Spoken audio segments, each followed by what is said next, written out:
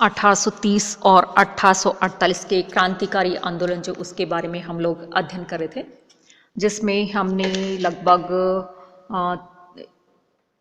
3 video जो है हमने 4 वीडियो हमने लगभग बना लिए हैं। अब हम देखते हैं कि आगे का जो है मंत्रिमंडल जो उसके बारे में अध्ययन करते हैं।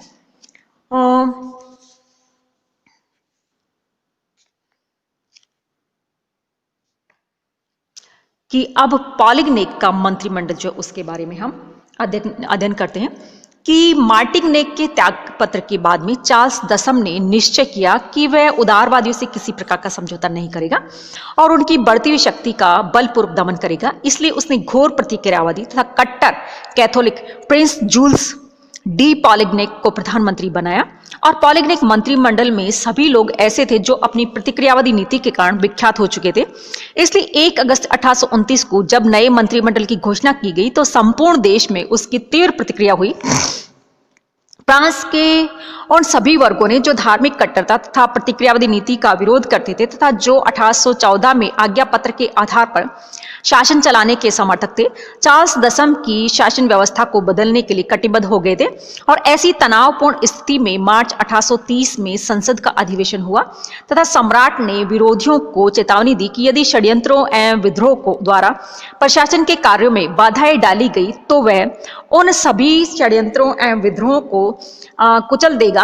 वस्तुतः चार्ल्स की यह चेतावनी संसदीय प्रणाली को एक चुनौती थी। अतः निम्न सदन ने पॉलिगनेक के विरुद्ध अविश्वास प्रस्ताव पारित कर दिया और सम्राट ने सदन को भंग कर दिया और नए चुनाव जो है उनको कराने की आज्ञा निकाली। और 19 जुलाई 1830 के चुनाव में विरोधी सदस्यों की संख्या 221 से बढ़ाकर 274 हो गई तथा शासन के समर्थक सदस्य केवल 143 रह गए थे।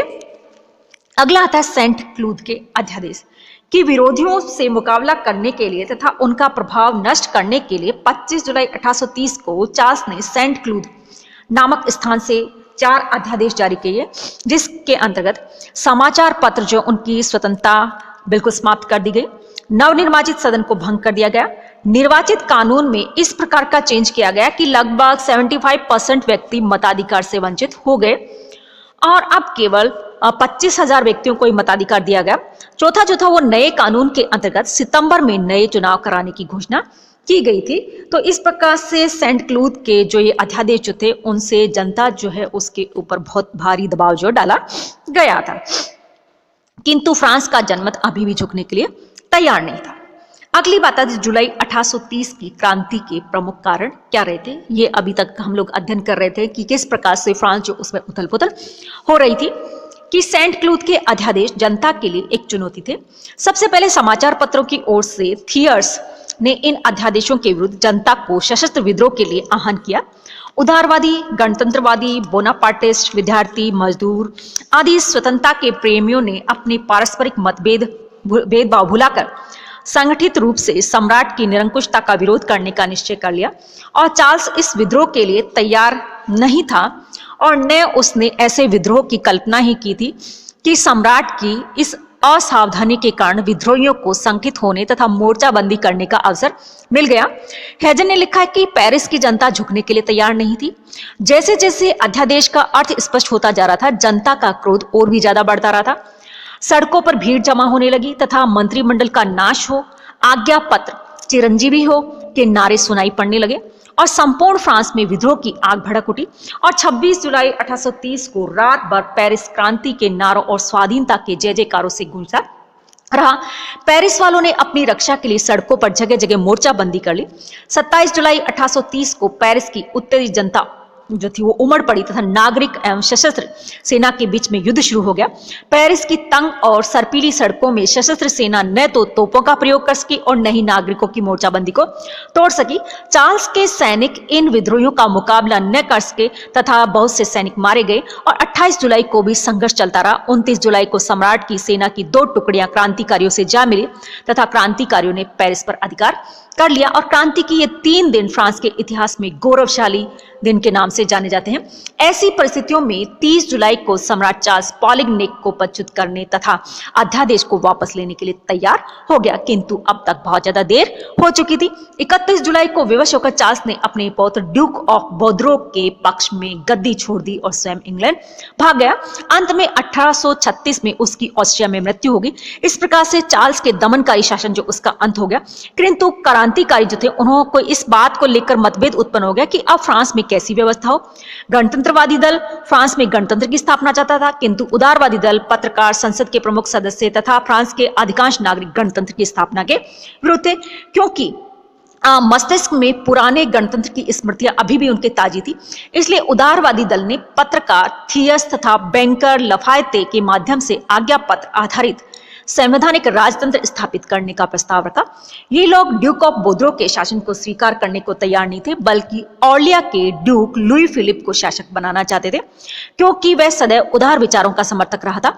और गणतंत्रवादियों ने इसका विरोध किया, परंतु वृद्ध लफायते ने अपने व्यक्तिगत प्रभाव से गणतंत्रवादियों को अपने अनुकूल करने में सफलता प्राप्त की और 31 जुलाई को सदन के सदस्यों ने फ्रांस की जनता की ओर से लुई फिलिप को शासन के सभी अधिकार सौंपने का निर्णय ले लिया गया और 7 अगस्त को सदन ने उसे विधिवत फ्रांसिस जनता का राजा घोषित कर दिया।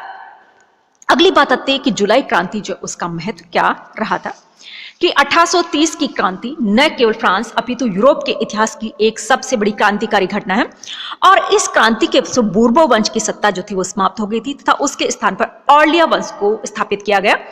और इस संबंध में हेज ने लिखा कि बूर्बो वंश के सफेद झंडे का स्थान क्रांतिकारी तिरंगे झंडे ने ले लिया था। निरंकुश राजतंत्र के सिद्धांतों के स्थान पर लोकप्रिय प्रभुसत्ता के सिद्धांत की स्थापना हुई। यद्यपि फ्रांस में राजतंत्र फिर से स्थापित हो गया, किंतु वह दैविक अधिकारों पर आधारित न होकर जनता द्वारा स्वीकृत संविधान पर आधारित था। लुई फिलिप फ्रांस का शासक नहीं था, बल्कि फ्रांस की जनता का शासक था। इस प्रकार से वियना कांग्रेस ने जिस न्यायता के सिद्धांत के आधार पर फ्रांस में पुनः बूर्बो वंश की स्थापना की थी, उसकी चार्ल्स दशम के साथ अंत्येष्टि क्रिया कर दी गई और बूर्बो वंश के पतन के साथ ही कट्टर राजसत्तावादियों एवं कुलीनों का प्रभाव जो था वो भी समाप्त हो गया था। इस क्रांति से कैथोलिक चर्च को बड़ा आघात पहुंचा। अब कैथोलिक धर्म राज्य का धर्म न रहकर फ्रांस की बहुसंख्यक जनता का धर्म रह गया। इस प्रकार से चर्च और शासन के गठबंधन की योजना हमेशा के लिए समाप्त हो गई और इस क्रांति के द्वारा मध्यम वर्ग ने कुलीन वर्ग तथा धर्म गुरुओं पर विजय प्राप्त की थी। 1830 की क्रांति को 1789 की क्रांति का पूरक भी माना जाता है, क्योंकि 1789 की क्रांति के परिणामस्वरूप फ्रांसीसी जनता ने समानता, स्वतंत्रता और धर्मनिरपेक्षता के जो सिद्धांत उपलब्ध किए थे, अब वे और भी अधिक सुरक्षित हो गए थे और निश्चित रूप से वे मध्यम वर्ग की विजय थी। जैसा कि प्रोफेसर हेज ने लिखा है कि फ्रांस की जुलाई क्रांति का सबसे महत्वपूर्ण परिणाम मध्यम वर्ग की विजय थी। 1789 में भी क्रांति का संचालन इसी वर्ग ने किया था और 1815 से 30 के बीच जब वह फिर से इस वर्ग को विशेषाधिकार प्राप्त वर्ग से खतरा उत्पन्न हो गया, तो इसी वर्ग ने निरंकुश एवं प्रतिक्रियावादी शासक को गद्दी छोड़ने के लिए विवश कर दिया था। इस क्रांति का महत्व इस बात में भी था कि कट्टर गणतंत्रवादी जो थे उनको राजतंत्र को समाप्त करने की आशा रखते थे, निराश होना पड़ा। यदि 1830 की क्रांति के बाद फ्रांस में गणतंत्र स्थापित कर दिया गया जाए तो यह संपूर्ण यूरोप के लिए एक चुनौती होती, क्योंकि अब तक यूरोप के राज्य 1789 की फ्रांसीसी क्रांति को भूले नहीं थे। अतः वे तुरंत इसे नष्ट करने के लिए उतारू हो जाते।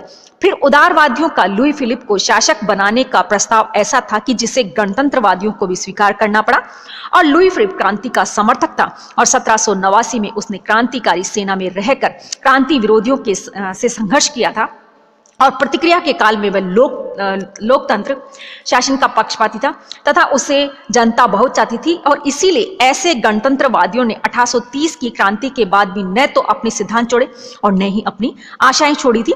और जब इस दल के नेता केवेन्याक को उसके दल की सेवाओं के लिए धन्यवाद दिया गया तो उसने उत्तर दिया कि हमें धन्यवाद देना आपकी भूल है, हम झुक इसलिए गए कि अभी हमें पर्याप्त शक्ति नहीं है, आगे चलकर स्थिति इससे भिन्न हो जाएगी।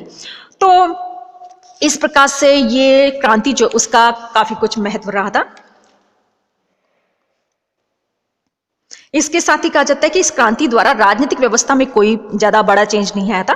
राजतंत्र जो था वो वैसा का वैसा बना रहा और 1814 के आज्ञा पत्र में बहुत कम संशोधन किए गए और जनसाधारण को शासन में कोई अधिकार प्राप्त न हो सका और न ही मताधिकार में कोई चेंज किया गया था। किंतु ये अपने आप में एक महत्वपूर्ण बात थी कि शासन की सत्ता सम्राट के हाथों से निकलकर अब जनता के हाथों में आ गई थी।